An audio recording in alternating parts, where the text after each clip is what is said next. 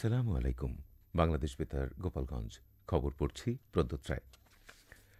আজ ২৬ মার্চ মহান স্বাধীনতা ও জাতীয় দিবস নড়াইলে যথাযোগ্য মর্যাদায় পালিত হচ্ছে। দিবসটি উদযাপন উপলক্ষে প্রত্যুষে ৩১ বার তোপধ্বনির মাধ্যমে দিবসের শুভ সূচনা করা হয়।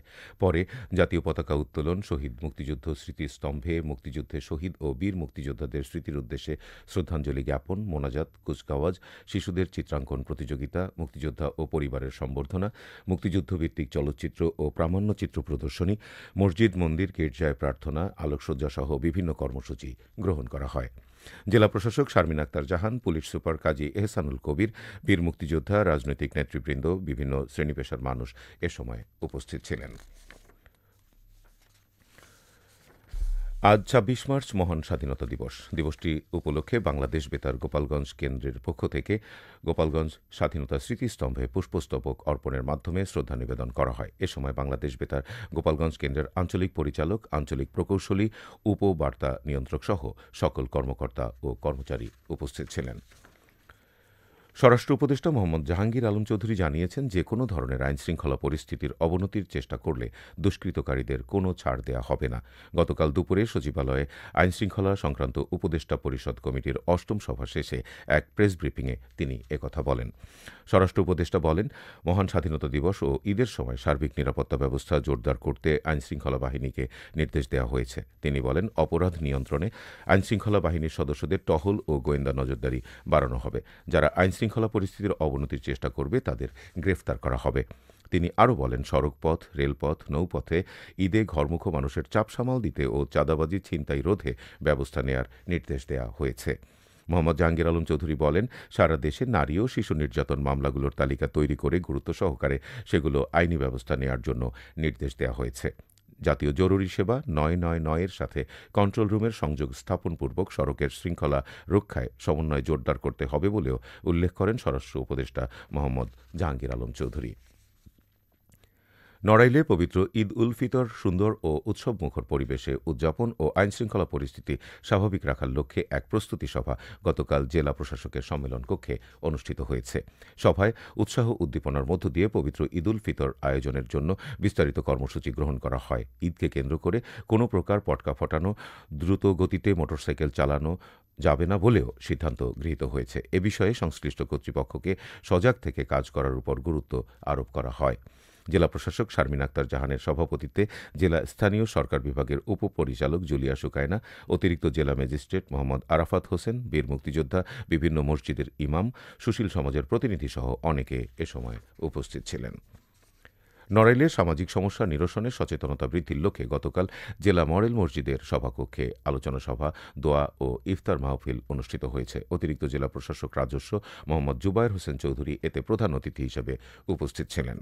জেলা জাতীয় ইমাম সমিতির সভাপতি মোহাম্মদ ওয়াকিরুজ্জামানের সভাপতিত্বে জেলা ইসলামিক ফাউন্ডেশনের উপপরিচালক মোহাম্মদ মিজানুর রহমান, জেলা জাতীয় ইমাম সমিতির কর্মকর্তাগণ সহ বিভিন্ন মসজিদের ইমামগণ এ সময় উপস্থিত ছিলেন।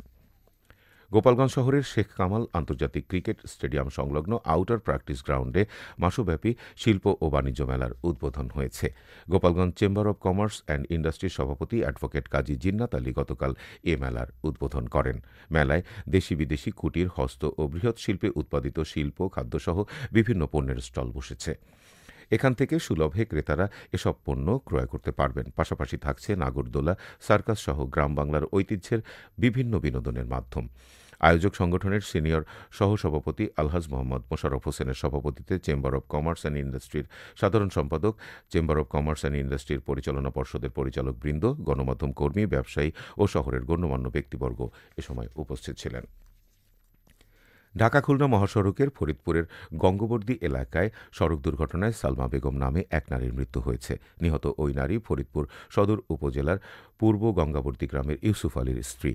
পুলিশ ও স্থানীয় সূত্র জানিয়েছে, গতকাল সন্ধ্যা 7:30টার দিকে রাস্তা পার হওয়ার সময় অজ্ঞাত গাড়ির চাপায় গুরুতর আহত হয় সালমা বেগম। স্থানীয়রা দ্রুত তাকে উদ্ধার করে ফরিদপুর মেডিকেল কলেজ হাসপাতালে নিয়ে গেলে এখানে চিকিৎসাধীন অবস্থায় রাত 8:30টার দিকে তার মৃত্যু হয়। এই ঘটনায় করিমপুর হাইওয়ে থানা পুলিশ জানিয়েছে, ঘাতক গাড়ি শনাক্ত সহ পরবর্তী আইনানুগ ব্যবস্থা নেওয়ার প্রক্রিয়া চলছে।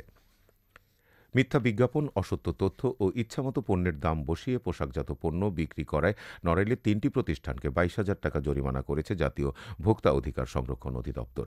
গতকাল জেলা জাতীয় ভোক্তা অধিকার সংরক্ষণ অধিদপ্তরের সহকারী পরিচালক শামীম হাসান অভিযান চালিয়ে রূপগঞ্জ বাজারের দীপক স্টোর, শুভেচ্ছা ফ্যাশন সহ ৩টি প্রতিষ্ঠানকে ২২,০০০ টাকা জরিমানা করেন। নড়াইল জেলা ক্যাবের সেক্রেটারি কাজী হাফিজুর রহমান, ক্যাব সদস্য, ভোক্তা অধিকার সংরক্ষণ অধিদপ্তরের কর্মকর্তাসহ পুলিশ সদস্যরা এ সময় উপস্থিত ছিলেন। এবারে কৃষি সংবাদ।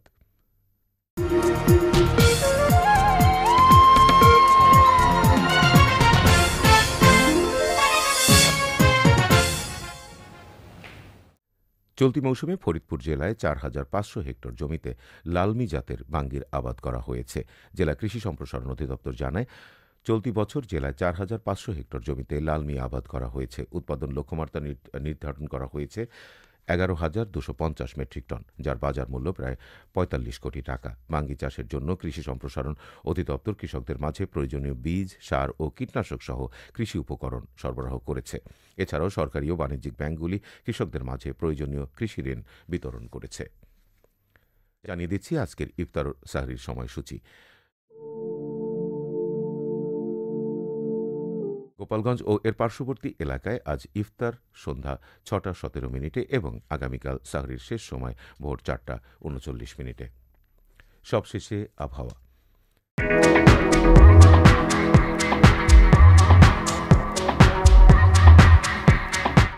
আজ সন্ধ্যা ৬টা পর্যন্ত আবহাওয়ার পূর্বাভাসে বলা হয়েছে, দেশের অভ্যন্তরীণ নদীবন্দরসমূহের জন্য কোনো সতর্কবার্তা নেই এবং কোনো সংকেতও দেখাতে হবে না। খবর শেষ হলো। আমাদের পরবর্তী খবর প্রচারিত হবে আগামীকাল সকাল ৮টা৩০ বাংলায়।